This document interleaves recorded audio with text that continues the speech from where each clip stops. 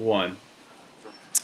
Hi, everyone. Frank Forza here. I'm here live from Las Vegas with my buddy Jordan Worth, 10th Planet, brown belt in jiu-jitsu, and also Noah Green, Mean Green, out in Manhattan, the executive accountant extraordinaire. So today, we've got a full slate. We're going to talk about coyote attacks. A guy killing a coyote with the bare hands who tried to attack his 2-year-old while they were hiking in New Hampshire. We're going to talk about the, Stephen A. Smith thing with Joe Rogan, and Joe Rogan basically saying, hey, Stephen A., ESPN, you might want to rethink putting Stephen A. in the booth to call UFC and MMA fights. He doesn't seem to know enough. So we're going to talk about that. We'll talk about Mikey Musumeci in IBJJF, who once again just won the light featherweight division there, the Europeans, and competed in the absolute. Of course, Mikey is a multiple-time black belt world champion, phenomenal expression of jiu-jitsu.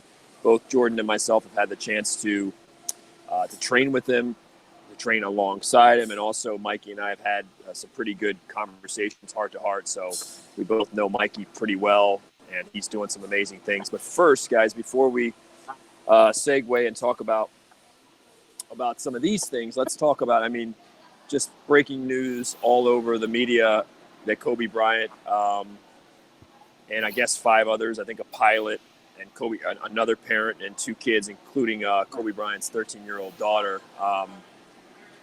died in a crash in Calabassas, California. So I know that we're a jiu-jitsu channel and we talk about MMA and the combat sports, but I think anybody out there who is a sports fan, he's in, Kobe Bryant is an icon. 5 NBA world titles, up there very high. I guess LeBron just passed him on the all-time scoring list, but 41 years old, 13-year-old daughter, and just a lot of reaction. I'm not a Lakers fan, but I was like pretty bummed when I heard it because I just think he embodies. He's so classy. He's so phenomenal at his craft. I love his passion. I loved his killer instinct as an athlete. His will to win. I loved how he lived it. He wasn't just a guy who was partying, and he wasn't just in it for the parties and the this and the that. that guy was all about winning. And they're in Southern California, right, where the Lakers are. That's really where I think to me the greatest concentration of jiu-jitsu gyms in America, to my knowledge, is Southern California. That they've got the most. Out there in New York, you've got, Marcelo Garcia, Renzo Gracie, Vitor Shaolin, and many others. Matt Serra. You've got some awesome jiu-jitsu and everything out there, and wrestling and MMA. Florida has some phenomenal jiu-jitsu gyms and MMA gyms there too. But to me, in my mind, when those Brazilians first started moving here from Brazil and they were looking for places to settle, most of the Brazilians, they love that tropical weather. They love the beach. And they were like, hey, they do have a Brazilian enclave in Massachusetts, right? Out in Massachusetts, they do have an area that's very high. I think Farmington, tons of Brazilians there. But let's face it, that's cold. Most of the Brazilians, to my understanding, the first wave of them, they were like, we get to pick, let's pick Florida and California. And they really settled and proliferated in California. When you go through there, if you wanted to just go to any of 50 gyms, say, in Southern California, that's where a lot of the best IBJJF tournaments were in the beginning. I was always driving from Salt Lake City. In 2001, we were driving to California. That's where the tournaments were. That's where the Brazilians, really set up shop. And I think, to my knowledge, that's where IBJJF started. So you're in that Southern California area, man. You're feeling it. You're especially feeling the loss of Kobe Bryant today. So, Noah, I don't know what you guys wanted to add to it. I want to add a little more, but I don't know if you guys wanted to add anything to, because he meant, I grew up watching, even though I'm a combat sports guy, I grew up watching Kobe Bryant do his thing and watching when they had Shaq and just watching him go to work and just stone cold, slaying the Utah Jazz and just a stone cold killer. One of the probably 3 best clutch shooters in my mind that I've ever seen in NBA. Clutch shooter, the game on the line, man. You talk about an athlete poised under pressure. He lived for seconds on the clock, and they need to make a shot. Kobe Bryant was the man, poised under pressure for any athlete. If you want to watch an athlete thrive under pressure, watch Kobe Bryant in the waning seconds when they're losing. Phenomenal. You guys want to add anything about that you guys? Yeah. I was gonna say, man, I'm not a very big sports fan in general at all. I'm only really a combat sports fan. Like, I don't really like basketball or football or any of those types of sports. But when I heard that Kobe died this morning, it really it kind of hit me kind of hard. And I'm not even, like I said, I'm not even a sports fan in general. So I'm not even a basketball fan. So I'm not a Lakers fan. I'm not a fan of any of this stuff. But my first question was, when I heard that he died, I was like, man, how young was he? He was a young guy. Like, how did he die? Like, there's no way he was a young, healthy guy. He was still in really good shape. You know what I mean? There's no way he had a heart attack or something. So I was really curious onto what happened. And then when I heard that it was a helicopter crash, it was kind of almost surreal. Like, the guy, how old was he? He was like 41, I think, or something like that. 41, I think, yeah. Yeah, he was 41 years old. Icon, legend. He didn't even retire that long ago. I think he's only been retired like 5 years or something like that, or not even that long, maybe. He hasn't even been retired that long. The guy was like just about to live the best years of his life, and they got taken from him. It just really kind of made me like want to get up and start doing things this morning. Want to get up and start being productive, because man, you never know what's gonna happen. You know what I mean? It makes you always think about that. The clock's always counting down for everybody. You never know what's gonna happen. You can get in your car, you can get in a helicopter, and then to be a legend, have all the money in the world, be 6 foot, however tall he was, guy, big, strong, and healthy and shape guy. There's no reason for him to die, but things happen, man. It's really unfortunate. Made me think a lot this morning. So, do you have anything to say about it, Noah? Well, he leaves great legacy. I like you, Jordan. I'm not a, I'm not Kobe. Huh? I said I'm definitely not Kobe. I'm not at all. I'm not anything next to him. Like you, I'm not a big mainstream sports fan. Oh, that's what you like me. I was like, what are you trying to say here? Yeah. cut you off too fast. So, but he's obviously he's in the pantheon with the greatest. And in a similar way, when you have these times, whenever you have a great pass away tragically, I think the key takeaway is to relish that we're not immortal here.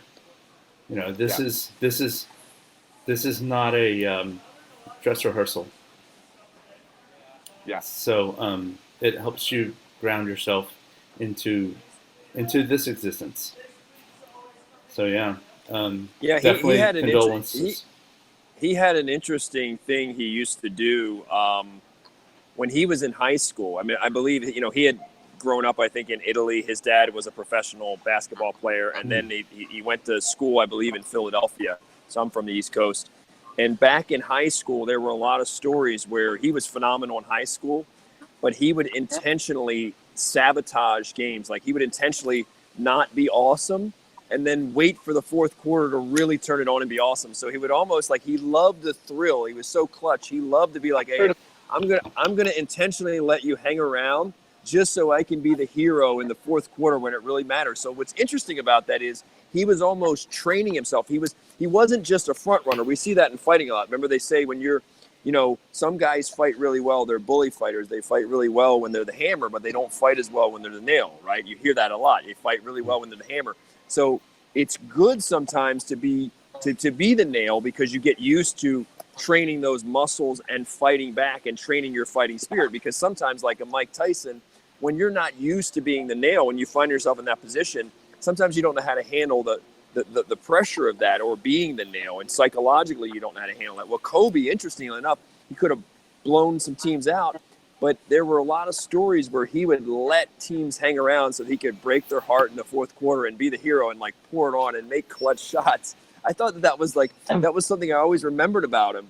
And it's interesting. So even if you're a front runner out there, because the thing that I think is fascinating about Kobe is really the psychological makeup of him, and that's what I think a lot of combat sports athletes can take from him is his professionalism, the way that he made things look effortless, the way that he moved. He didn't, even like in MMA now, like guys are talking or whatever, he just let his game speak for himself. He was basically like you can talk all you want, look at the scoreboard.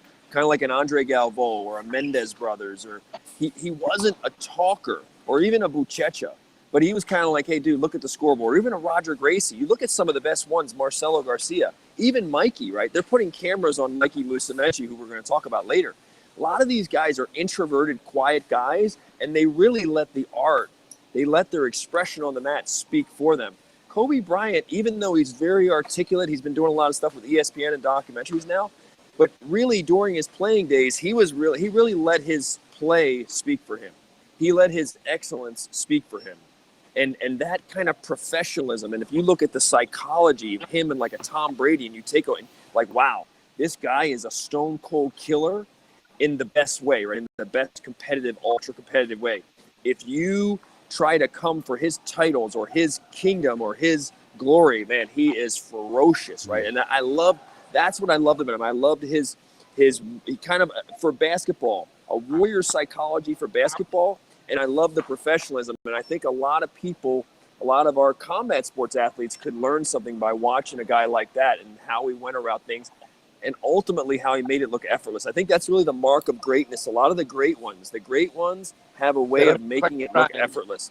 Roger Gracie, how easy does it look? Marcelo Garcia in his prime, just shoots a single leg, takes your back, chokes you out, makes it look easier. Like everybody in the house knows a single leg is coming.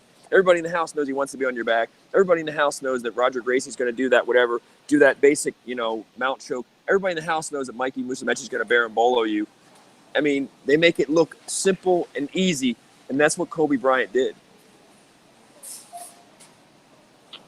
Yeah, I totally agree with you, Frank. I think there's a lot to be said with all of the greats across the, like you were saying, across all different sports. All of the greats don't really look like they're trying, and that's kind of like an testament to how good that they are at their own sport. You know what I mean? Because there's really, really good players, and then there's the greats, right? The really, really good guys, a lot of the time you tell that they're trying. You know what I mean? Like the Justin Gaethje, these guys, that they're really, really, really good fighters, but you can tell how hard that they're working, right? These guys are just you're trying so hard the entire fight. You know what I mean? But then there's guys like Anderson Silva who are just slightly moving out the way. Doesn't even look like they're sweating a lot of the time, and they're just killing guys. And I think that across, like I said, I don't really know too many others in other sports because I'm not a really big sports fan. But I'm sure, just like Kobe, Michael Jordan, these other guys, they don't really look like they're trying because of how high the levels that they're at. There's levels in sports, just like me and there's levels in jiu-jitsu. You know what I mean?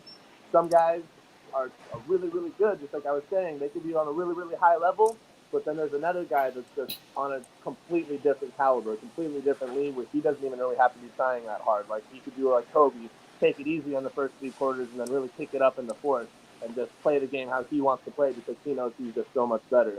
And these people are really, really good, I think, at controlling their emotions and just not letting anything get inside of their heads and just being inside of the moment and being inside a flow state and just. He was a mental Jedi, kind of like Brady, kind of like Jordan. He would not let you get in his head. He would get in your head. He would get inside your head, but you were not getting inside his head. You could not throw him off his game. You could say something about his mom. You could stomp his toe. They did every trick in the book to try to get Kobe Bryant off his game. You couldn't. What's interesting, though, I want to say this, guys, is just a segue, too, to keep it, you got my boy Uriah Faber, who's 40-41. You had, Randy Couture is a friend. He's, fit in his 50s now, but he fought till he's 46-47. You got guys like Bernard Hopkins who fought and won world titles at 46-47. George Foreman winning the title at 44. You got, there was a time in history, too, not too long ago, where the average person, was living 42 years. That was a life, right? That was a life. And, back in the hard days and the hunter-gatherer days, it was like you were lucky, if you hit 45, right? And now someone like me, in his mid 40s, and it's like I'm like, oh damn, like I'm looking to live. I always talk about it, and people think I'm joking. I'm like, I want to live another 50, 60, 70 years. And guys like Dave Asprey are saying it, and David Sinclair of Harvard. David Sinclair has been on Rogan's, and we say that, and it's like you realize you're like, wait. We are so lucky. I mean, we've lived probably, arguably most people in history don't see 45, right? I mean, we take it for granted now. I'm like, oh my God, I'm in my 40s. We got guys professionally fighting now. We had tons of people throughout history that were dead by the time they hit 40. That was a lifetime. Yeah. And now we're sitting here as a society and we're like, 41 is way before someone's time, especially when they're on top of the world and everybody knows them. So Kobe, exactly. Yeah, so it's interesting. We got guys out there fighting. I'm trying to think of who else we got in. Vitor Belfort still doing his thing in his 40s. I think Fedor Emelianenko might be 39. He's in that 39-40. How old do you think Fedor is, Jordan? Yeah, I don't know where. 38. 39. Yeah, he's up there. But speaking of making it look easy, we're going to talk about the Stephen A. thing and Rogan and Donald Cerrone. That is sort of a controversy that's there. But let's first talk about Mikey Musumeci, who is, you and I have trained a little bit with him. Jordan, he's here in Las Vegas a lot, and I think Mikey's 23 now, 22, 23, and he's just very special. Maybe the best expression of American Jiu-Jitsu ever in the gi. I think that's pretty definitive. Now you got, Rafael Lovato, but I think Lovato is a mix. I think his dad is Brazilian. I think he is American, but for Lovato is awesome. Lovato is killing it. Bellator MMA champion. And Rafael Lovato is a beast. But you've got the best Americans ever. You're talking BJ Penn, Rafael Lovato, Robert Drysdale, and Mikey Musumeci. Now, Gordon Ryan, obviously phenomenal. I've met Gordon's mom in Finland, ADCC. Gordon is a beast of all beasts. And I know that Gordon in a gi is probably a hand. I mean, I'm sure Gordon in a gi destroys a lot of people. But no question that Gordon Ryan is the best expression of American Jiu-Jitsu in terms of the no-gi. But for the gi, we're talking Mikey Musumeci, right? We're talking, I think that is the best expression we've seen. He just won the Europeans at light feather. And he was in the absolute. Jordan, you and Noah, you guys saw. I did not see the matches. I did see the results. You can talk a little bit about that, Noah. You did watch. You had a chance to watch Mikey. What were your impressions of him? I don't know how to do Parambolo myself. I know we've done a little bit of that at the academy. Jordan's just he's resetting his system real quick. No worries. Let me see if I can pull him back in. I think we've got to make red ties mandatory for all future Hi, podcasts. hello? Hey there. Much better. Much better. I think a red tie. I think a red tie would look good on both of you. Red tie Sundays. I don't know exactly what happened. My whole video just stopped. My mouth stopped moving, and my eyes were all closed. It looked like I was frozen in time. Your guys were still moving, but I couldn't hear anything. It's all good. So sorry it's all about good. that. The difficulties. It's all good. So I was just asking. I was asking Noah about. I was setting the stage. Mikey Musumeci. Arguably being. Well, I mean, let's just say unequivocally the best expression of American Jiu-Jitsu ever in the gi. That is not controversial. And Noah actually had a chance. Noah pays the big money to Flow Grappling or whatever and he got a chance to watch Mikey in action in the absolute. And so, Noah, what were your impressions? When he had that match with the very large black belt, I don't know how heavy he was, but that was. It's interesting you don't remember the guy's name. You're just like, he's going to forever be known as the 400-pounder. Nobody knows his name. Everyone's the 400-pound guy. No, it's like Houmina, and I just did not hear it pronounced because Braulio Estima's voice was so hoarse I couldn't, I think I overlooked it because I was just I literally was just sitting during the entire match, slack-jawed in awe that how could Mikey survive such a weight differential? What does Mikey weigh? So what was the other? Mikey's probably about 100. Well, he's fought at light feather, so he's 137 pounds.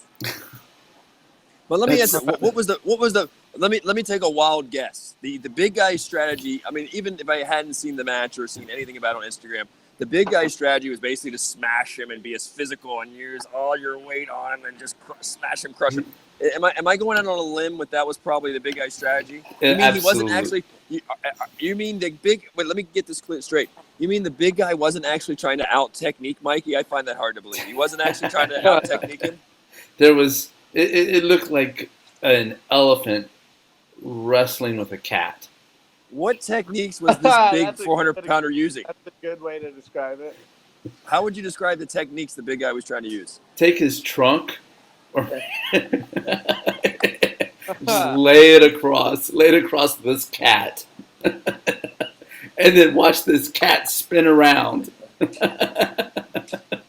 Mikey Barambola him? It got really close. Yeah, it was just amazing, and his opponent was just so mad. So it was like butter. It was like Butterbean versus Gomi. It was Butterbean versus Gomi. Remember that in the old Pride days or whatever? It was amazing. It was amazing. But this is the thing. IBJJF knew what they were doing because, all the people in the absolute division, you didn't have to give Mikey the heaviest guy in the whole tournament the first match. Like they were just like, we think you want to prove a point. Let's give him the biggest guy, right? Like let's give the spectacle. You didn't have to give him that guy first match. Now that was good. You're making a point, or you want the ratings when you give him that guy first match. It was strategy. It was marketing strategy. I completely agree. It was marketing strategy by the foundation to do that. Without a doubt. Now I didn't see what the other first seeds, what the first round. I didn't see the other matchups, but you could not have gotten any more of a dichotomy. It was definitely polar opposite time. Now I saw the picture of him trying to use his forearm or whatever, and Mikey. It's a great picture, by the way. Whoever took that should win an award. But he's squishing Mikey's face, and Mikey's making the squish face. Yeah. But so is that pretty much describe a lot of the match, though, or no? Or that was just a brief moment where he was able to squish Mike? That was a good 30 seconds to 45 seconds, and it literally was like a trunk of an elephant, or like a leg of an elephant, putting it on a cat's head. It was horrific. And Mikey's so good, man. Mikey's I was really bummed that he didn't win that division. I thought he was going to win the absolute division. I was really, really confident that he was going to win. I was pretty sure that he was going to win. My roommate, Michael Mahler, purple belt. He was arguing with me. He was like, no, Mikey's too small. He can't win. He's really, really good, but he's too small, man. He's like 140 pounds. He can't beat these guys like Muhammad Ali. Are you crazy? And I was like, no, he's going to beat Muhammad Ali. He's going to beat Muhammad Ali. You watch.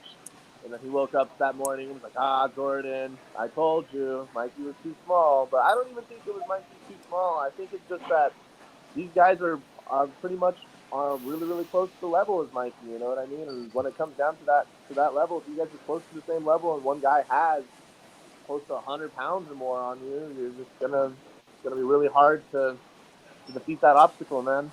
That was like close to 200 pounds on you. Yeah. He was definitely over 300.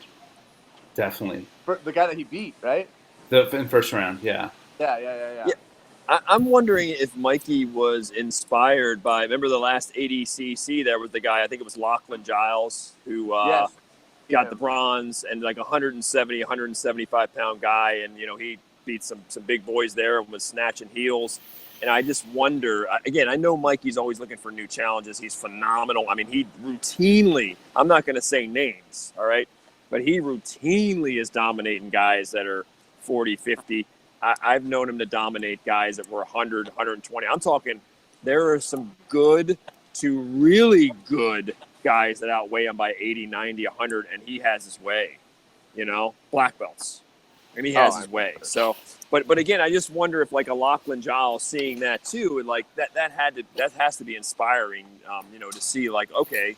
And then even to see what a guy like Connor is doing going up in weight classes, there's becoming more prestige to go up weight classes, right? There's a lot more. Marcelo did it, right? And now you're seeing it, even the champ Conor McGregor is doing it. There's becoming a lot more prestige. Henry Cejudo did it. He won at 125. He won at 135. And there's a lot more, marketing muscle behind you if you can go up and be like, take some names at even heavier weight, at even heavier weights. And, so I haven't talked to Mikey about that, but just to get inside his head on like, hey, is it just that you want challenges? Obviously, you're phenomenal and you need more challenges to keep you hungry. But, how much does a Lachlan Giles play? I know that Mikey loves Conor McGregor. I know that may seem a little bit weird because yes. Mikey is kind of plain and forgive me, Mike. I love you. I mean, but Mike, Mikey is a very like he's kind of like Mr. Perfect, right? Like his world is just designed like perfect. He doesn't go to bars. He doesn't go to club. I doubt he's ever tasted proper whiskey, right? Mikey's not going to do that. He's not out partying. But he is fascinated by Conor McGregor. I know that. And so Conor's always going up. I would love to ask him next time I see him, dude, how much did Conor play a role in like, inspiring you or something like that. But no, dude, he's the real, I mean, like I've said before, the couple of times I've trained, I've been in the training room many times with Mikey. We've only trained together a couple times, but one of those times he just buzzed through my guard, and I don't have a great guard. I'm not going to sit here. I don't have Caio Terra's guard. I don't have Roger Gracie's guard, or I don't have this impassable guard. But in live tournament competition, I don't have a bummy guard either. It's not like my guard is just my guard is solid, and a lot of guys there's some really good guys that try to pass it, and I'm good at recovering, and he buzzed through my guard in a 10-minute period.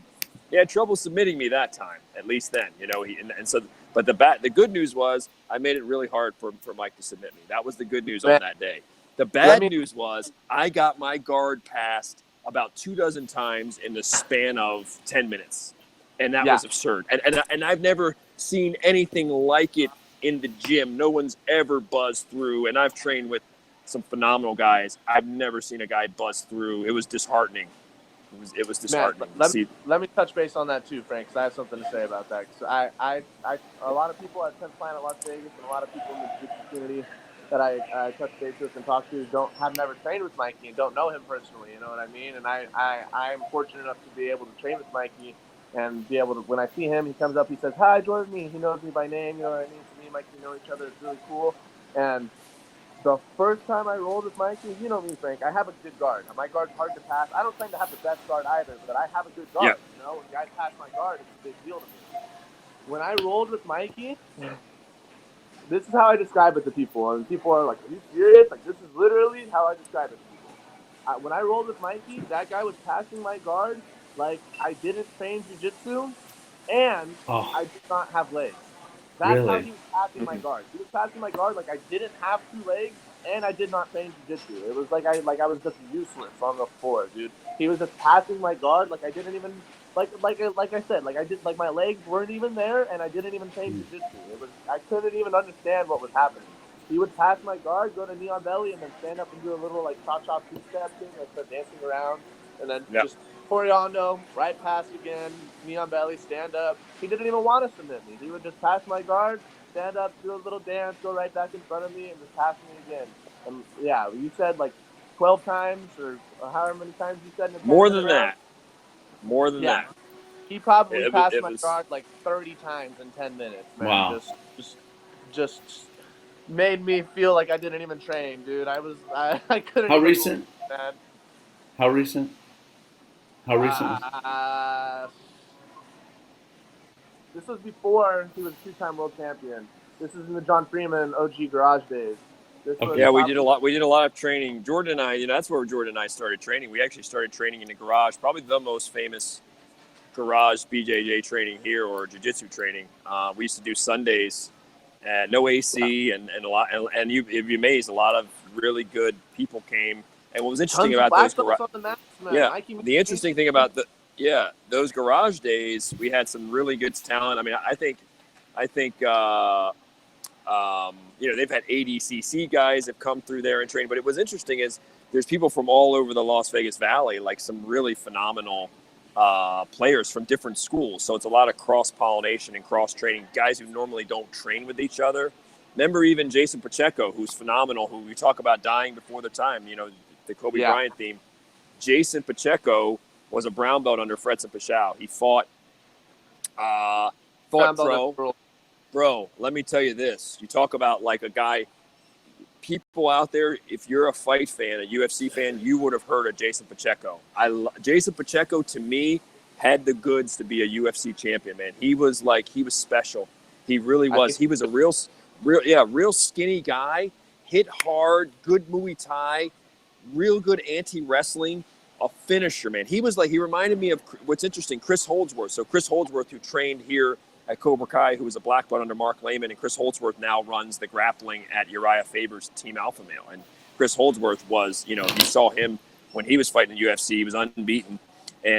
But for him, the story is, and I like Chris a lot, but the story is that he got hurt and, he got, I guess, some really bad concussion in training. And now Chris is, to my knowledge, it's pretty much ended Chris's career. Chris Holdsworth would have been vying and competing for a bantamweight title. Best believe that. Chris Holdsworth was kind of like a Ryan Hall, really skinny guy, but like a Ryan Hall-esque, but I think an even better version of Ryan Hall. I think Chris Holdsworth did things even better, in my opinion. And Chris Holdsworth had the look of like, wow, this guy's going to be top 3. He's going to compete for a title. Well, guess what? And I love Chris Holdsworth. Jason Pacheco's ceiling was higher. He had this grip. He used to rock climb. He had these grip power. He was always hanging and, doing rescuing owls in the mountains. Literally, there's stories of him rescuing owls, like these big, heavy owls off of perches. But Jason Pacheco was on a motorcycle here in Las Vegas, 25-year-old guy. Remember, great attitude, man. He was dangerous. He was slippery. He'd catch you. I mean, I'm not easy to catch. I mean, if you're my size, I'm not easy to catch. He never caught me, but man, you always felt a sense of danger rolling with him. He was just dangerous. If you just need one moment of whack, he'd take it.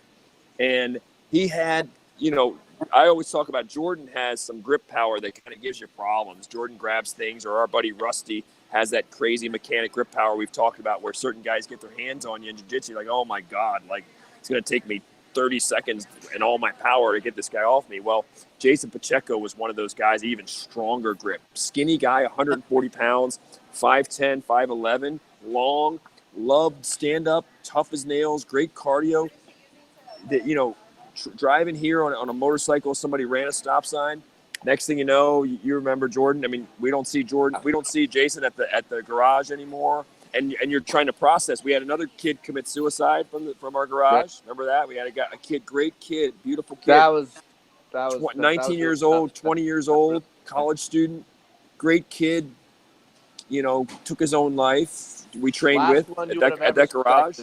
Health freak, super ripped, completely in shape, gymnast, college student, great grades, great nicest guy, always trying to help people. Just man, that situation really, it still hurts me to this day, man. That was really tough for me. Yeah, we've had some guys that we love that we trained with in those garages, which were special. Those Sundays were special. They come from all over the world to train there, from all over the valley to different schools.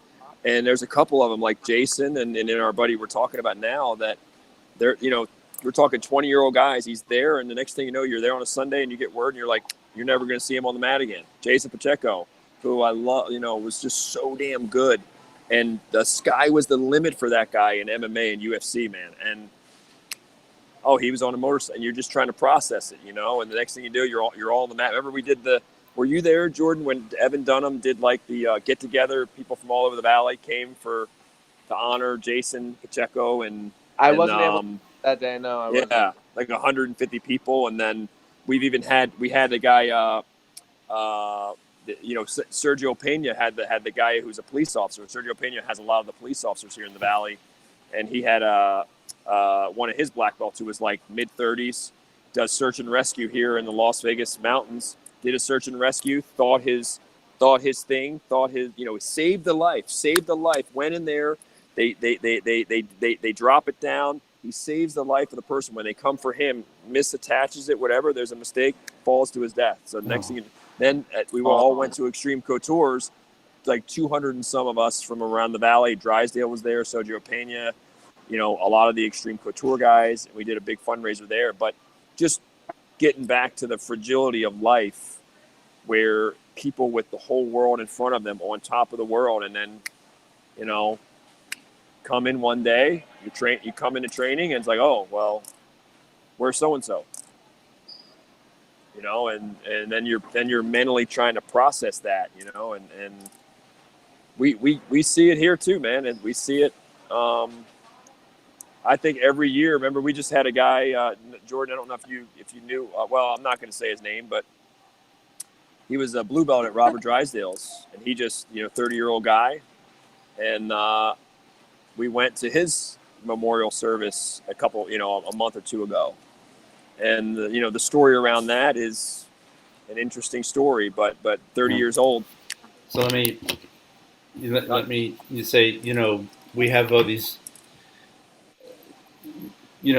training jiu-jitsu, it creates a tribe, which is kind of it's in our DNA to be tribal in a lot of ways. It's hard for you to remember more than 100 people, as far as keeping all those relationships together. And, the good and the bad, being part of a jiu-jitsu tribe, is you're going to lose members along the way. And so, just to cap off the NBA story, part of their, that community, they're definitely suffering because of it. Well, you mark my words, the Lakers will win. I didn't know. I mean, a lot of people thought the Clippers would win the title maybe this year, right? Because the Golden State Warriors are not the Golden State Warriors. They lost Kevin Durant. They've had a bunch of injuries with Steph Curry. But I tell you what, I bet you the line right now, I think it was like the Clippers and the Lakers, and you can best believe that there's going to be a ton of money on the Lakers now. They have the emotional, you even talk about any combat sports athlete. When you have, we talk about your why, right? What's your why? What's your why of competing? Now they have an even stronger why. They're playing not just for a title. They're not just playing for LeBron to pursue his next NBA title and for Anthony Davis to win his first. They're not just playing to be, to show, hey, the Lakers are back. They're playing for Kobe Bryant. You can best believe, I feel a little bit dejected. I never even knew the guy, right? And I wasn't even a Lakers fan. And when I heard it, I'm just like, it takes a little wind out of your seat. Oh, man. And with his daughter, and like, oh, man. And so I feel, imagine if you're LeBron James or Anthony Davis, you're in that organization, you're in Southern California. They have a really strong why right now. I say barring injury, the Lakers, I mean, this is extra fuel, and that matters, whatever. You go into a fight. Remember Buster Douglas fought Mike Tyson. Buster Douglas's mom had died, within that week. And so he had his whole, the mom thing. It was like his mom died. He didn't care. It wasn't like, I'm scared of this Mike Tyson. Like, his mom died. He had a stronger resolve about him. So I think now that the Lakers were probably one of the favorites, or maybe the favorite, but now I think it goes up much more likely to win it. And then that just segues into, in jiu-jitsu, like your why. I mean, again, going to Mikey Musumeci, why does Mikey want to do absolute? He knows they're going to try to smash him. These are big guys. These are powerful guys. What's the why there? Obviously, Mikey's, there's a lot of, for his brand. It's phenomenal for his brand because now, he's got a flow grappling documentary on him, right? They did a wonderful documentary on him. And now he's getting even more buzz with this. And he's a guy, he's going to be huge. He just has a personality. He's so unique. He's just such a unique character. There's nobody like him. He's almost like the Grandmaster sports nerd kind of, but he's got a good heart. He's super strong. I mean, the one thing I love about him there, I mean, first of all, his X's and O's IQ is off the charts. He's not Fabio Gurgel yet, or John Donaher, or Robert Drysdale, or Leo Vieira, or even Eddie Bravo. Some of these guys that have been they're master teachers, like the one-on-one with the student and the social, the EQ, the emotional intelligence, right? They're or even Jacare or Henzo, or they're not that yet on the social side, on the social grace side, and the art of the teaching. But if you just go X's and O's, brother, diabolical, man. I don't know. There might not be I'm being honest. There might not be a smarter X's and O's guys, mental computation, the speed of mental computation, real time than Mikey in the gi, than Mikey Musumeci. No gi. I gotta interrupt and just say, props to Caio Terra. Props to him, because that's who he's training under. Sorry? I said CTA, Caio Terra Association. Yeah. Mike, is this Cal's, how much of this is Cal and how much of this is Mikey? That's the question I will raise, because when you look at what Gordon Ryan said if it wasn't for John Danaher, I wouldn't be here. So how much of this question is? Caio Terra has won an absolute at an IBJJF. I think it might have been the LV Open, if I'm not mistaken. I could be mistaken, but Caio Terra has won the absolute in an IBJJF as like 133 or 134 pound guy. Yeah. And that was not easy to do. I think he beat like 3 guys. So Caio Terra, has had success. He's fought a number of the big guys too. So there's no doubt that he's in Mikey's ear. He's the regular, sort of Jedi in his ear. And,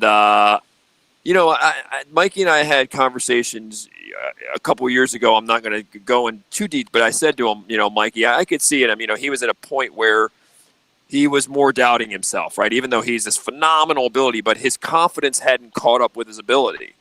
And I said to him, listen, Mikey, right now, you kind of have a monkey mind. You're understandably, he's a 21-year-old guy, and you're worrying about a lot of things. I said, what takes care of that? Winning. Once you win a few titles, you're going to hit another level. Even without any, even if you never read another book on self-help or psychology, even if a guy like him never went to a sports psychologist, whatever. When you win titles, that breeds confidence in and of itself. Winning, you can read all the books you want, but there's no substitute for when you win the Super Bowl ring and you win the NBA title. Once you win it once, you know how to do it, and you relax a little bit. It becomes easier. Now what we're seeing is once Mikey's been winning at the black belt level and at the world title level, you're seeing that, it's not just somebody in his ear, though. It's just, look, when winning begets winning begets winning, winning begets confidence. We're seeing a guy become more confident and say, give me the absolute now. Give me a new challenge. It's kind of like that. What's that line in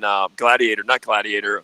Was it, is there no one else? What is that? What is that from? Troy. Is it Troy with Brad Pitt when he slays the big Goliath guy and he slays him very easily, Conor McGregor style almost, and then he looks around at the opposing army and he says, is there no one else?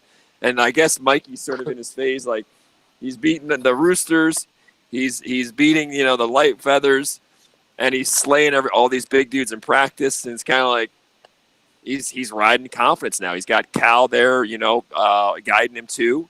But I also think there's a lot to be said, though, just for confidence. Once you start winning at that level, and you're beating guys every day in practice, and you're beating good black belts and some really good black belts that outweigh you by 80, 90, at some point that confidence catches up. And that's what we're seeing now. But quality ingredients makes the meal. And those inputs that I'm referring to are the guidance. It's not just the talents of the fighter. Although they're in that ring ultimately by themselves. For Jordan, it's Coach Casey. Coach Casey spending his time with you, It's your trainers and your ecosystem of trainers that you have around you, and it is an ecosystem. What made Kobe Bryant great, or look at Tiger Woods. His father was there the whole time. It's an ecosystem, and designing your ecosystem with intent. You know, um, you put in your sweat equity. You put in your sweat equity on the mat in the lifting weights at the table or in the kitchen when you choose your meal. But part of that ecosystem is having very good guidance, good coaching, and Well, tapping into that. Caio Terra has been where Mikey wants to go. He's a multiple-time, world champion, and Caio Terra's game always translated well to fighting bigger guys too. Caio Terra was a guy that, Caio Terra was going after legs at the time a lot more than a lot of other people did too. He'd go after your feet at a time when not as many guys went after your feet, with the foot locks and everything. You always had that masterful guard. Caio Terra. I fought Caio Terra in a live here at the Abu Dhabi. I've competed against Caio Terra for 6 minutes. I've went 6 minutes with Caio Terra. I lost on points, and I can just tell you, I felt a sense of danger the whole time. When I competed against Cal, I remember I went to dinner the night before with Drysdale. We went to Texas State, Brazil. Texas State, Brazil, of course, has a phenomenal food spread of all the Delicious. the Brazilian food and steaks. And I remember Robert and I sitting there, and I said to him, Robert, I'm going to beat Caio Terra tomorrow. I'm telling you right now, I'm going to beat Cal. And I said to the organizers of the event, we had Brandon Mullins, who was a former world champion. We had Caio Terra. We had Sonny Nahara. We had myself. We had another really good black belt. And I said to the organizers, leading up to the event, I said, I want Caio Terra first match. That's what I asked for. And they gave me Caio Terra first match. And, oh, you want Caio Terra first match? Oh, you get him, Okay, we'll serve you up to him, right? So I'm sitting there with Drysdale the night before at Texas State, Brazil. And I said, Robert, I'm telling you what, I'm beating Caio Terra tomorrow. Mark my words. And so we got there, and I was valiant, but I did not beat Caio Terra. I did not run from Caio Terra. I went right after him. But I can tell you, after 6 minutes with Caio Terra on the mat, he's danger, man. You could feel a sense of danger. I was trying to get him. I was trying to X guard him. I was trying to take him down. I was trying to pass his guard. I was trying to get him. I was going to go down. No, I didn't score. I had a couple looks at some X guards that I should have gotten. Now, real this, and I'm proud of this. I am proud of this, and I tell my students this sometimes, because when I show the defense, when you're in someone's closed guard and you get out, and one of my favorite things to do when you're in someone's closed guard is I stand up, right? It's a very simple technique, but I show, okay, if you stand up, how do you get out of the guard? And just to get students to buy in, I say, listen, because they're looking at it like, all right, well, is there another defense? Because this one really doesn't impress me that much. I'm thinking, wait, the defense I just showed you got me out of Caio Terra's closed guard. And trust me when I tell you, Caio Terra's closed guard is dangerous. It is super dangerous. And I'm proud to say that I actually survived Caio Terra's closed guard. And I don't think a lot of people can say that. That guy has a game. Caio Terra's game translates well. He'd tap a lot of big guys. He has a game that, 135-pound guy, Caio Terra, and now you're seeing the same with Mikey. So Caio Terra always had that mindset, hey, I'll tap the guy who's 100 pounds heavier than me. And, of course, Mikey has that mindset too now. Mm-hmm. There you go. Yeah, I think Mikey's just getting started at this absolute stuff too, honestly. I think that he might keep doing this absolute division, and I honestly think that he can win this division. I think he needs to make a couple little. I haven't watched the matches yet. I haven't seen how Muhammad Ali beat him, but I truly am fully confident that on the right day, Mikey could beat everybody in that division. I think Mikey could beat Muhammad Ali. I truly think Mikey could beat Keenan. I think Mikey could beat all those guys if he comes and he plays his right game on the right day. He just has to go back, figure out a couple different things, maybe talk to Caio, play around with a couple different things, and I think he can win that absolute division. I'm pretty positive of it. I'm really confident still. Is there a CTA there in Vegas? No, there is Not no to my such knowledge, thing. no. So he has to train. He has to commute to train with his coach. He was born and raised in New Jersey, I'm pretty sure. Yeah. Yeah, So I he think. was not there.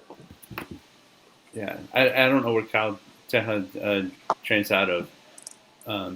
We need a Jamie. Well, remember, Cal was a We phenom. shouldn't- Cal is on a very short list of players who got their black belt in 3 years, right? Not Oh, like yeah, that's right. not 3.9 years, not 3 years, 10 months. Caio Terra was one of those phenoms. It was like, okay, 3 years, less than 3.5 years. Him, someone like Fretson Pichal, one of the very few. I know Fretson Pichal skipped brown belt, right? Fretson Pichal was a purple He belt. went from purple to black, yeah. Purple to black. He was literally, okay, you'd say, okay, what do you have to do to go from purple where they skip you at brown belt, right? Like, well, what you basically do back then is you just tap all the black belts every day, make it look bad. I don't think that they gave him his black. This is just my conjecture, okay? I don't think they gave Fretson his black belt because they were like, you're black belt level. I think they gave him it for what we would call the optics, meaning, hey, it just looks bad when people come in and they're like, the purple belt, you're hurting everybody's ego. The guys are complaining. The black belts are complaining to the instructor, don't put me with Fretz, whatever. It just looks bad. So let's just make you a black belt so that it doesn't stand out. Like, all right, you're just squashing everybody. Like, let's just – because, if you skip a guy from purple to black, you're going to get flack from other black belt instructor. Hey, you're handing them out like candy. We're already hearing that. Jordan, you saw that. Vinny Malgalace just said that. I've seen that, yeah. Yesterday on Facebook. Fired. Oh, my God. You could talk about that, Jordan. He's funny. Yeah, what was that? I was literally cracking up. What is it? If you want to get a black belt, come out to Vegas. If you don't want to care about how good you are and get a black belt, come out to Vegas. People here hand them out like candy. I don't know exactly who he was talking about. What Wow. Anybody, but man. I joked with him. I said, the troll for Vinny. I've always appreciated how Vinny's always joking around, trolling around. He does troll a lot on his Facebook. He's worth a follow for anybody out there listening. Vinny Malgalace. By the way, Vinny Malgalace does not get anywhere near the credit or the notoriety. I mean, he's phenomenal, and he does not get his due. I mean, he steps up in MMA. He can compete against the best of the best of the best all time. He's phenomenal, and his fame and his notoriety need to catch up to his skill level because he's one of the best kept secrets in jiu-jitsu. He's kind of funny on his Facebook, like Jordan was just alluding to. He's always got an opinion about. I mean, so we're going to talk about coyotes in a little bit, right?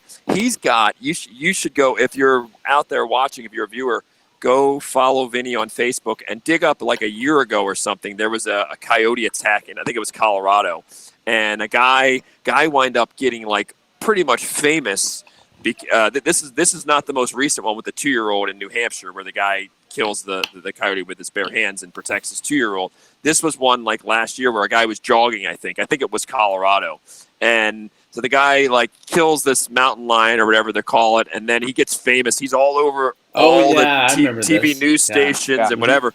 And so then the subsequent, as the story unfolds, they're like, okay, well, how big was the mountain lion, right? Like that, in our imagination is like, it was literally like a 20-pound. And so Vinny just would not let go on his Facebook and was like, come on, like it's worth digging that up. It's hilarious. Let me pull up Vinny's handle. And I was thinking at the time, I was like, dude, they should get Vinny on like these talk shows and these news shows now to scrutinize because everyone was so impressed. Like, wow, this guy choked out or whatever this mountain lion and fought off this mountain lion. And you're like, it was a kitten. It was basically a kitten, right? It was an adolescent.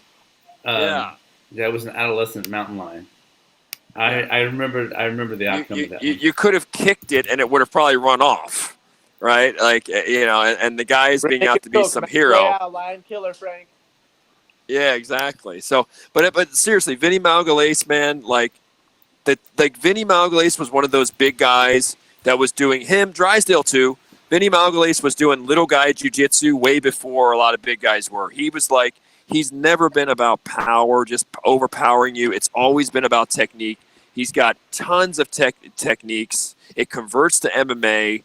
He lives it. He breathes it. I mean, he is the real deal. And it's a crime that for whatever reason he doesn't get, kind of like Jorge Masvidal. He's kind of like the Jorge Masvidal. Jorge Masvidal, it took him a long time, or Bernard Hopkins. Some of these guys, it takes them a long time to get their due. The public just now is catching up to Jorge Masvidal. They really are. Jorge Masvidal should have been huge before. They're just now catching up. He's always been interesting. He's always been compelling. Chael Sonnen, same thing. Even before Chael blew up in the UFC, Chael Sonnen was always compelling, always a tough fight. It just took the public forever to catch up to him. Vinny Magalhães is that guy in jiu-jitsu, man. The public, they don't give him his due, man. He's awesome, and he's definitely worth a follow on social media. Vinny, have you trained with him, Jordan? Yeah. I was going to say, I don't know his Instagram is Vinny MMA. Yeah. I have trained with him before. How'd that go for you? How'd that go? So I put him. We rolled, and I went for a leg lock on him, just because I wanted to see what would happen. I didn't expect anything good for me to happen, but I wanted to see what would happen. I went for a leg lock, and we got into 50-50. And I went for this thing called, like, in the 10th Planet system, we call it the X break. You shoot your legs out and trap the arm with the. Oh, I shouldn't be saying this. The guy who created the X break wants it to be all super secretive, but So you did a technique. Yeah, I did this technique where his arm is trapped, and your arm's supposed to be trapped here, and you shouldn't be able to submit the guy, right? And he literally just grabbed his hands together and pulled up and created like a makeshift calf slicer on my legs, and like I had to tap real quick just because I was like, all right, yeah, that'll work for sure. If you like, I tried to manipulate his legs. And it was like manipulating like tree trunks. Like I would try to pick up his foot, and it would just feel like 100 pounds. I couldn't pick up his leg. I couldn't manipulate his legs. None of my leg lock attacks were any type of threat to him.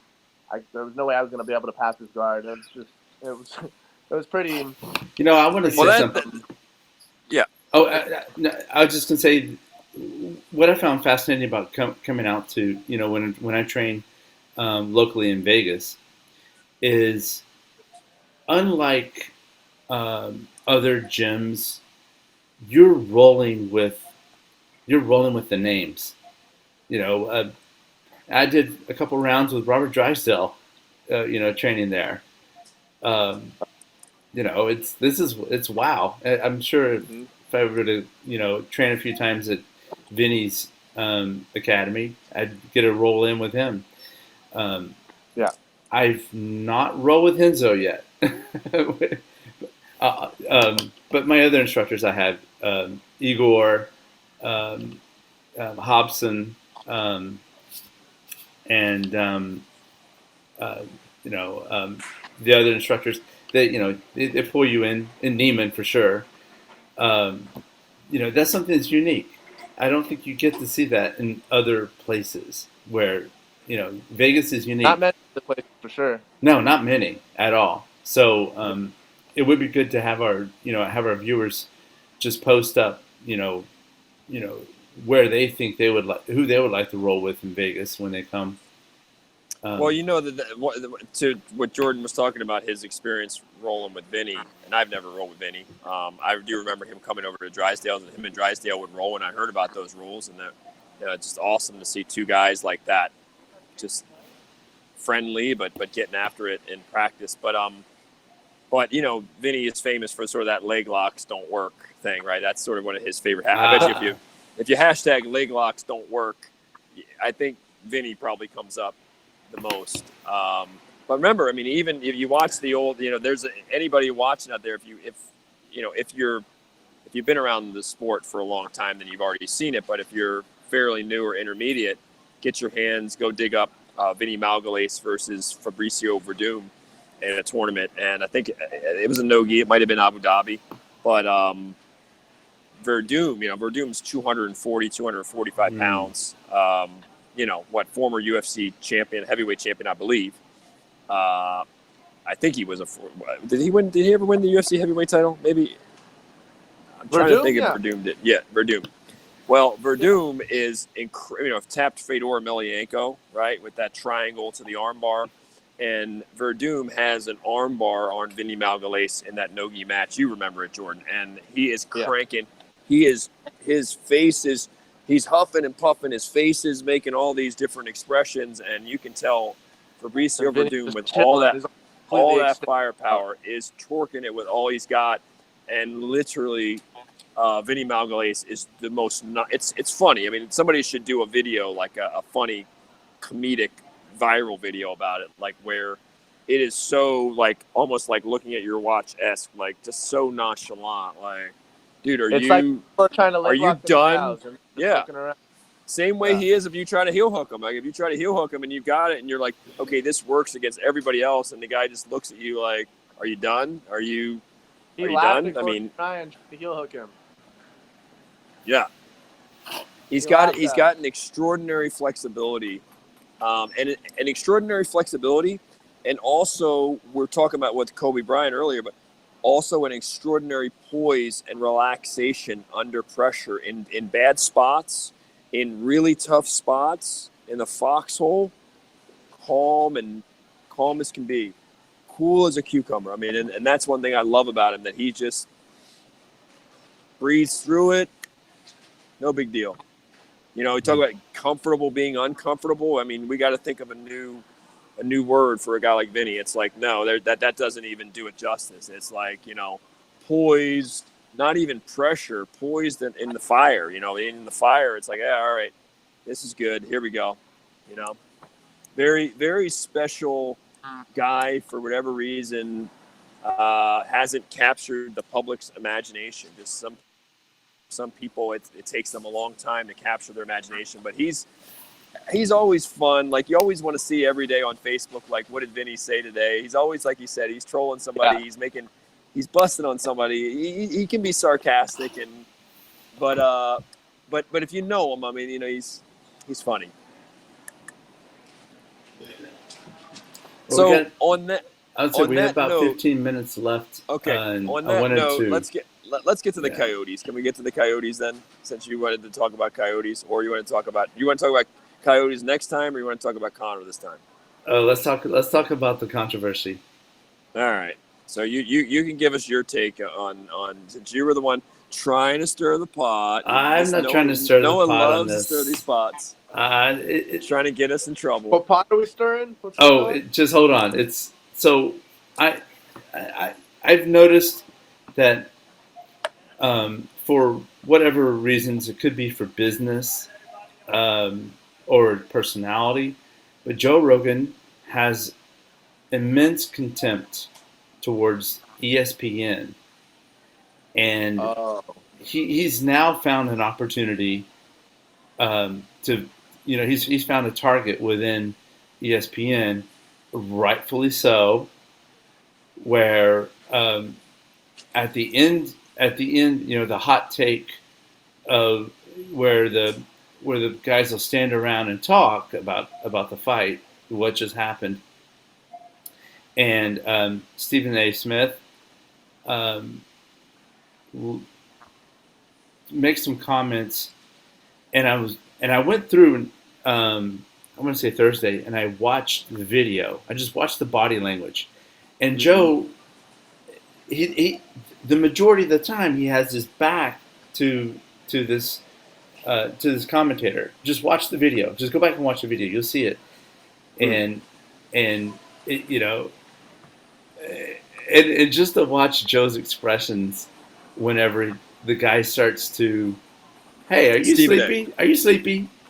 Man, I'm terrible, dude. I don't know what's going on. I sleep like 9 hours, sometimes 10 hours, and I wake up and I'm still tired. I could sleep 8 hours and wake up and I'm like, all right, it looks like I'm so tired, man. I don't know. I'm getting such a good look at your teeth today. I feel like I'm your dentist. Man, it's horrible.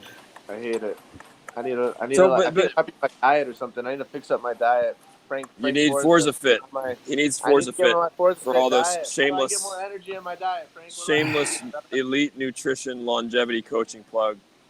How do I stop being so tired, Frank? Where do I get more energy from? What do I need to? What am I lacking? You gotta come down to Whole Foods and shadow Frank Forza.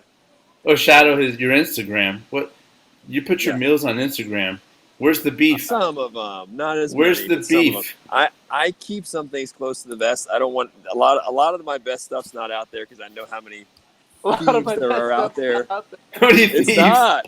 I don't put it out there. What you see on social media is 1/20th of the goodies, You'll of be the giving good us stuff. tips. I'm You'll be giving giving you us a one. sliver. I'm giving you a little fraction, a little Just to get us particle of interested. sand, little particle of sand, baby stuff, baby candy, as Vinny Malgalace would say.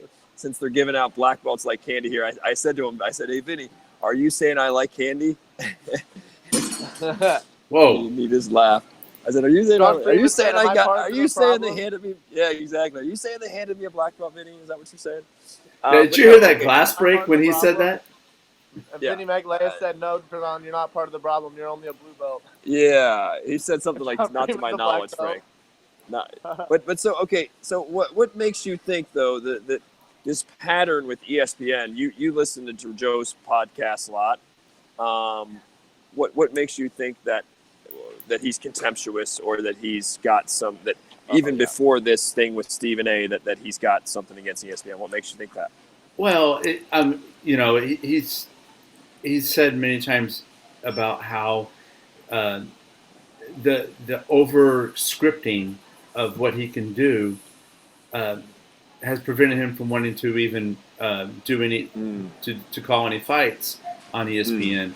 Because who owns ESPN? Who owns them? I think it's Disney. I think. Bingo. No, Disney owns everything. Stop. So, it's just control, and that's that's the rebelliousness of Joe from his days working in situational comedy, and he's very adverse to being controlled. That's why he has the best podcast. He's free to say and do what he wants.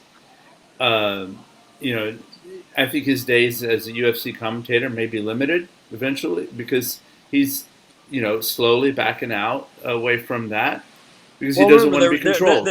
There was, but remember, there was talk a year ago, before when they did whatever it was, when ESPN originally entered into this deal with the UFC. There was talk that Joe might, go off and do and not be commentating anymore.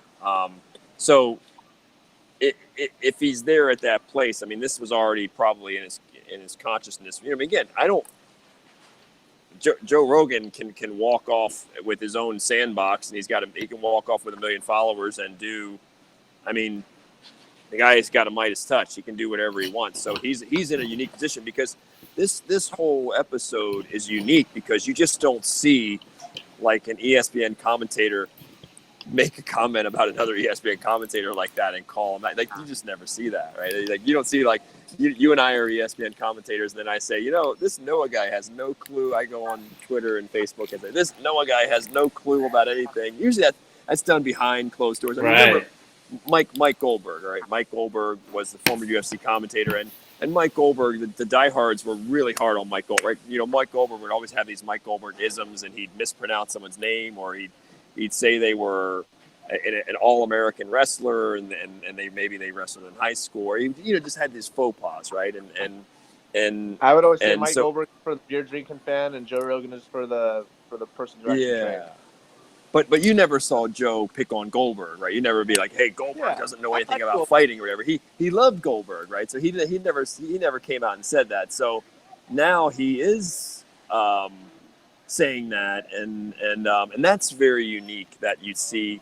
Normally you don't. But again, probably a lot of people have thought that. They've worked with, at different high levels of media, you work with a colleague, but you don't actually say it publicly, right? I mean, you don't, because Joe is in a unique position where he has so much power and so much clout and so much money and such a big following, that he's the rare person. And he's also a truth serum, right? He's a very candid, blunt, no punches kind of guy.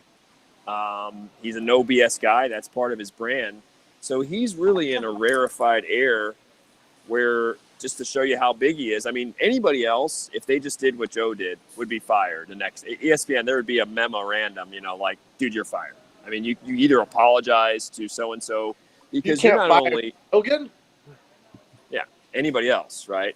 I mean, Right. Joe Rogan doesn't care. It's like, okay, if you do or you don't, I'm living the life I want to live, and the UFC commentating gig at this point to him is just fun. It's gravy. It's not necessary because remember, to do that, Joe's already spread himself thin, and I've met Joe Rogan before, and he's a very down to earth guy and relatively humble. I mean, I like him a lot. But Joe's at the point now where he's doing so many things where you know, all that travel and all that, it's almost like at some point, how long do you want to do that? He's got a wife, he's got kids. I mean, he's got his podcast that's killing it. He's got fascinating guests. He's got his comedy tours. He's got on it. Yeah, he's got so he's got other business interests. So he trains. He's also passionate about his training. So at some point, especially if he feels restricted, if he feels handcuffed, it's like, well, you know, he's not doing it for the money. He's not doing it for the money. He's got plenty of money. He's doing it because it was fun. When it stops being fun, he's going to do something else. And when is it going to stop being fun for Joe Rogan? When you start telling him what to do. That's right. When you start telling him what to do. When it stops being fun. So what's interesting about this is to see, like you just said, the long-term effect, to see how much longer is, I don't know, how much longer is Joe around, because you know, how fun is it? And then what's ESPN's take? Is it like, hey, Joe, will you please not blast our number one talent? Stephen A is ESPN's probably the number one talent. You know, we can go into the merit of it, by the way. We could talk about the merit of the criticism of Stephen A, because, you know, Connor's weighed in on it. Oh, I think that's merit. Yeah. I think that, I honestly, I think it's, to me, the more interesting angle on this is the macro, is the optics of how much longer is Joe going to be calling the fights as a color commentator, you know, because he's been foreshadowing for some time that he's going, he's riding out in the sunset, and he even says multiple times on his MMA or on his viewing podcast when they get together, that he enjoys doing those more than actually being at the fight.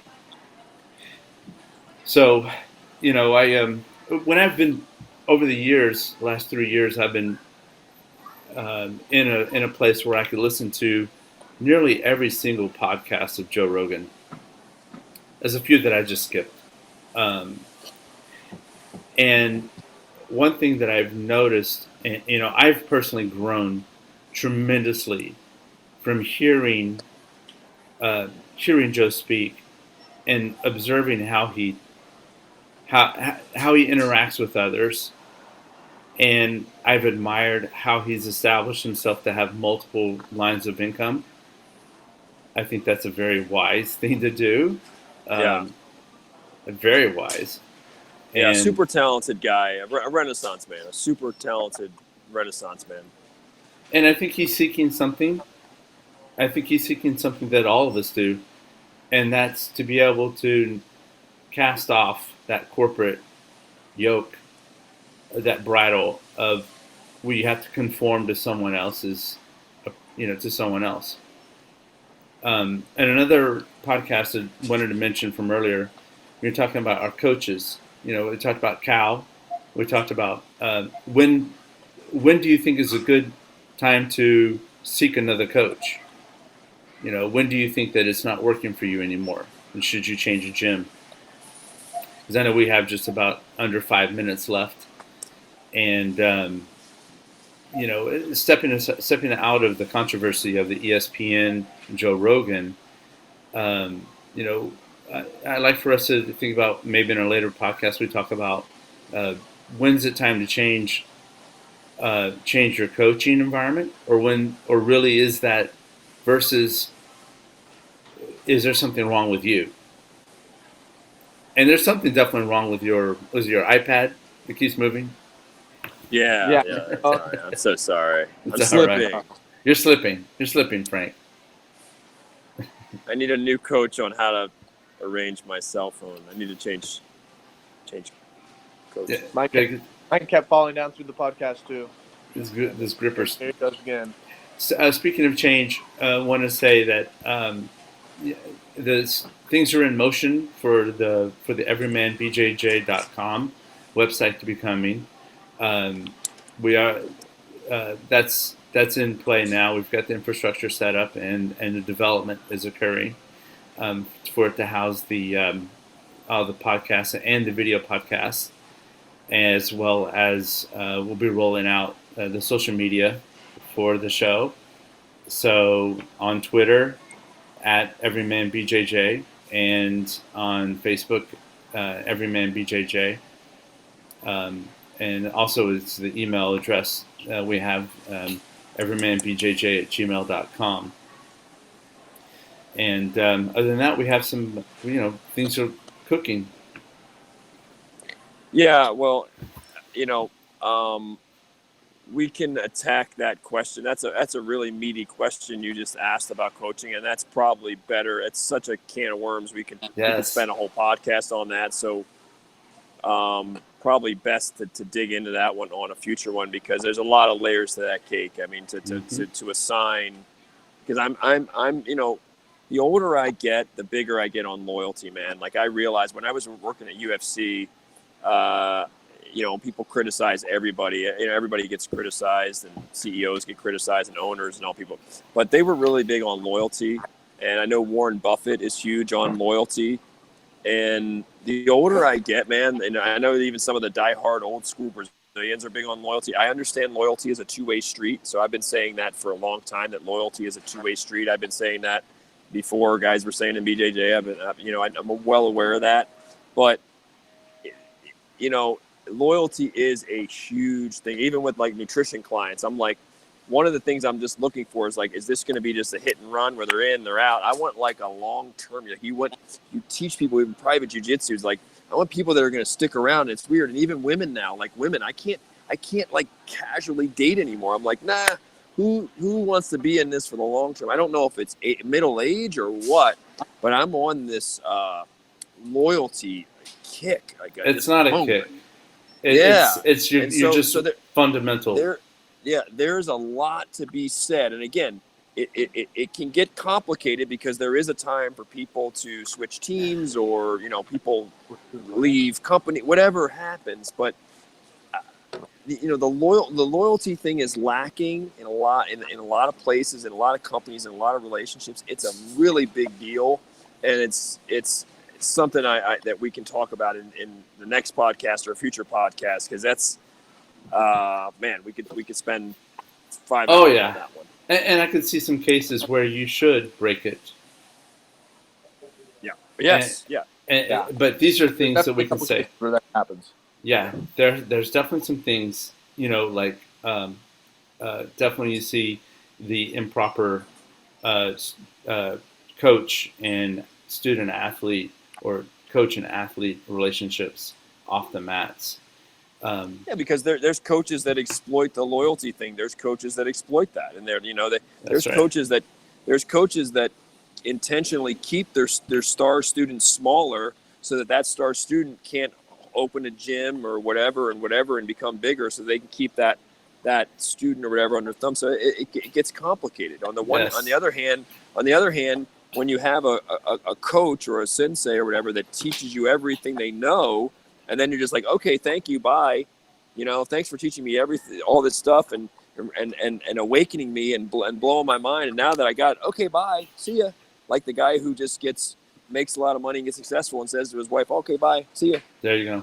It's like there's something ugly about that, right? Yes. So there's two sides of it. You have some of the instructors that don't want to ever build up their students to be bigger than them. They have a problem. If their student winds up being more popular than them, they have a problem. Oh, if you make more money than me, or you wind up being a bigger deal than me, I have a problem with that, right? It is true. A great leader says, hey, if I'm Jordan's coach, Casey or Eddie says, hey, I want you to be better than me, Jordan. That's really what I believe. That's a great leader. A great leader says it's okay for you Please win more world titles than me. Please be bigger than me. It means I did my job. You really want that, right? Yeah. In a lot of situations, it's not like that. They expect loyalty, but they don't want you to be bigger than them. You know, they don't want you. They don't want to put bread on your table in a real way. I mean, there's a lot of that. So it's definitely a case by case, and there's a lot of levels of that cake. But at the end of the day, loyalty done right is a beautiful, beautiful quality. It's scarce, and it's a really precious commodity. So we talk about that another day. But anyway. Live from Manhattan, Noah Green. Noah, how do they reach you on your email? I know we have our Everyman Gmail, but if they want to reach Noah individually for forensic accounting services and executive account. Well, just on a personal, let's just personally, just Big Mean Green at all everywhere. At Gmail. At Gmail, at Facebook, at Instagram, Twitter, all those good places. And Jordan, how do they reach you? With their hate mail? If you wanted me to send email, my email is jordanwearsnogi@yahoo.com. But I don't really check my email too often. If you wanted to get in contact with me, you'd be best to DMing me on Instagram, jordanwearsnogi at Instagram. Both of them are jordanwearsnogi at Yahoo or jordanwearsnogi at Instagram. And I'm Frankie, Frankie, Frankie at frankieforza.com. And it's been a pleasure. Noah, Jordan signing off live from Las Vegas. We will see everyone next Sunday. Have a great rest of the day, everybody. Yeah, guys. Great day, guys. All right, take care. Bye, bud. Bye. Later.